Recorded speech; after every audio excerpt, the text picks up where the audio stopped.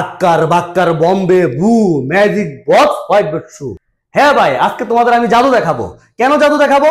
অনেকে আমারে বলে যে ভাই এতগুলো সূত্র আমি কিভাবে মনে রাখবো, সবগুলো সূত্র তো এলোমেলো হয়ে যায়। তাই এই সমস্যা সমাধানের জন্য আমি আজকে নিয়ে আসছি ম্যাজিক বক্স, যে জাদুর বাক্সের মাধ্যমে তুমি সহজেই এই সূত্রগুলো কিভাবে মনে রাখা যায় সেটা তুমি শিখতে পারবা। তাহলে চলো কিভাবে মনে রাখবা। মনে আছে কিনা যে আমাকে যদি ডেসিমেল নির্ণয় করতে বলে তাহলে আমরা কি করি? গুণ করি। মনে আছে যে পয়েন্টের আগে 0 1 2 3 আর পয়েন্টের পর কি -1 -2 -3, তাহলে সহজে এটা মনে রাখা যায়। একইভাবে এই ডেসিমেল যদি প্রথমে থাকে, মনে আছে ডেসিমেল যদি প্রথমে থাকে, পয়েন্টের আগে আমরা কি করতাম? ভাগ করতাম, যতক্ষণ পর্যন্ত না ভাগফল কি হইতো? 0 হইতো। আর পয়েন্টের পরে কি করতাম? গুণ করতাম, যতক্ষণ পর্যন্ত না পূর্ণ সংখ্যা আসতো ইজিলি। আর অক্টাল আর বাইনারির জন্য 4 to 1 ইউজ করতাম, মনে আছে?